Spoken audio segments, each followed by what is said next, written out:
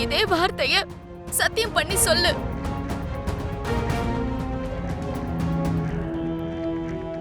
நான் சத்தியம் பண்ணி சொல்றேன், கல்யாணத்துக்கு முன்னாடி நான் கண்டிப்பா அவருக்கு விவாகரத்து கொடுக்கறேன்.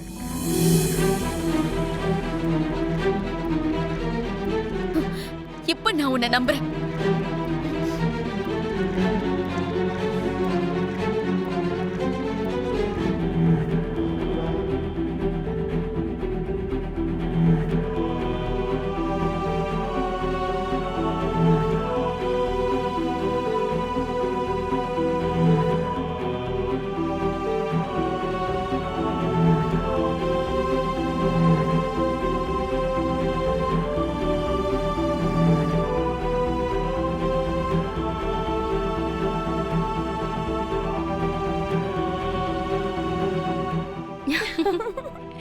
எங்க அண்ணிய கல்யாண பொண்ணா மாத்திர பாக்கியம் எங்களுக்கு கிடைச்சிருக்கு. என்ன சொல்ற புது கல்யாண பொண்ணே? சரியா சொன்ன. வா உட்காரு.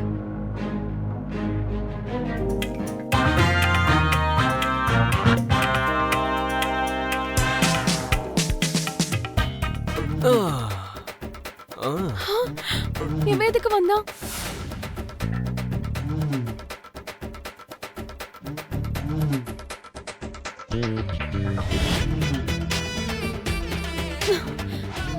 நீ எதுக்குடா மாப்பிள்ள மாதிரி ரெடியா இருக்க? Same dialogue. நீ என்ன கல்யாண பொண்ணு மாதிரி ரெடியா இருக்க? நான் ஏதோ கேஷுவலா ரெடியா இருக்கேன். ஆனா நான் வேணும்னு தான் இப்படி ரெடியா இருக்கேன். எதுக்குடா? அண்ணனுக்கு தோண மாப்பிள்ள. தோண மாப்பிள்ளைங்க யாரும் இந்த மாதிரி ரெடி ஆக மாட்டாங்க. ஓ, வேற எப்படி ரெடி ஆவாங்க? கேஷுவலா நார்மல் ட்ரெஸ்ல தான் இருப்பாங்க. ஆனா இந்த மாப்பிள்ள இப்படிதான் இருப்பான். என்னடா கலாய்க்கிறியா?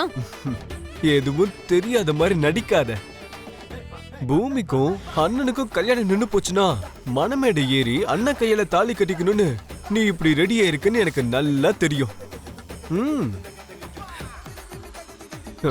நீ நினைக்கிற மாதிரி நடக்காம பூமிக்கும் அண்ணனுக்கும் கல்யாணம் ஆயிடுச்சுன்னு வச்சுக்கோ, நீ பயங்கரமா டிசப்பாயிண்ட் ஆயிடுவல்ல. அப்போ நான் வந்து மனமேடையில வச்சு உனக்கு தாலி கட்டுறேன். சீ, உன் கூட எனக்கு எதுக்குடா கல்யாணம்? Again same dialogue. உனக்கும் ககனனாக்கும் எதுக்கு கல்யாணம்? டேய், மரியாதையா அந்த ட்ரெஸ்ஸ மாத்திடு. ஏன்? இந்த Dress உனக்கு கன்றாவியா இருக்கு. நீ இந்த புடவையில தேவதை மாதிரி இருக்கன்னு நினைக்கிறியா? வீட்டு வேலை செய்யற வேலைக்காரி மாதிரி இருக்க. உன் கூட நான் ஆர்குமெண்ட் பண்ண விரும்பல. நான் இந்த Dress சேஞ்ச் பண்ணிடுறேன். நீயும் சேஞ்ச் பண்ணிக்கிறியா? ஓ, கண்டிப்பா சேஞ்ச் பண்றேன். ஓகே. இப்போ உனக்கு சந்தோஷமா? ரொம்ப சந்தோஷம். அப்படின்னா நீ போய் மாத்திக்கோ. மாத்துறதெல்லாம் இருக்கட்டும், ஒரு சின்ன ஸ்வீட் வார்னிங். நீ அண்ணன் கல்யாணத்தை டிஸ்டர்ப் பண்ணணும்னு நினைச்சேன்னு வச்சுக்கோ, நான் உன்னை இதே மாதிரி தான் டிஸ்டர்ப் பண்ணிட்டே இருப்பேன். அதை நல்லா ஞாபகம் வச்சுக்கோ.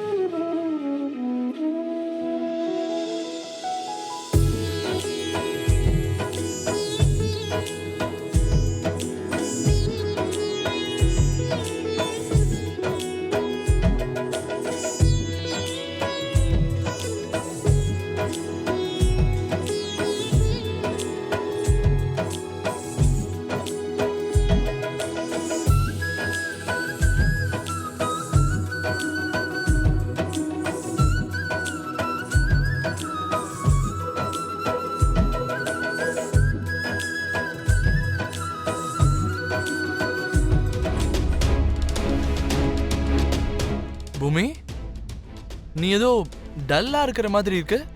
What happen? என்னாச்சு பூமி? ஒன்றும் இல்லைங்க, நான் நல்லா தான் இருக்கேன். இல்ல இல்ல பூமி, நீ ஏதோ மறைக்கிற மாதிரியே இருக்கு. என்னாச்சு சொல்லு. நிஜமாதான் அப்படிலாம் ஒன்றும் இல்லை மாமா. வேணும்னா நான் தான் சிரிக்கிறேன்ல, பாருங்க. சரி, பாய் மாமா. பூமி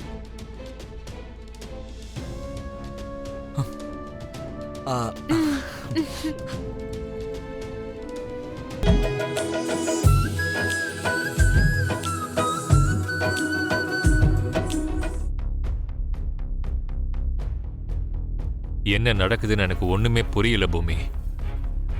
உன் அம்மாவோட ஆசையை நிறைவேற்றுறதுக்காக டான்ஸ் காம்படிஷன்ல கலந்துக்க சொல்லி நான் உன்கிட்ட சொன்னேன். ஆனா நீ மஞ்சள் நீர்ல குளிச்சுட்டு மணப்பெண் கோலத்துல அலங்காரம் பண்ணிக்கிட்டு கல்யாண மண்டபத்துக்கு போகிறதுக்காக நீ ரெடியாகி நிக்கிற. அப்படின்னா இதுக்கு என்ன அர்த்தம்? உனக்கு உன் அம்மா கனவை விட ககன் தான் முக்கியம்னு எங்ககிட்ட நிரூபிக்க முயற்சி பண்றியா நீ? அப்பா, நீங்க வேண்டான்னு சொல்லியும் அம்மாவோட கனவை நிறைவேற்றணும்னு கட்டாயப்படுத்தி பிடிவாதம் பிடிச்சதே நான் தான். அந்த விஷயத்தை நீங்க மறந்துட்டீங்களா? இல்ல. அப்படி இருக்கும்போது நீ போக வேண்டிய இடம் டான்ஸ் காம்படிஷனுக்கு தானே? ஆமாப்பா, டான்ஸ் காம்படிஷனுக்கு போய் அம்மா நினைச்சதை நான் சாதிக்கணும். அதே மாதிரி மாமா கையால 3 முடிச்சு நான் போட்டுக்கணும்.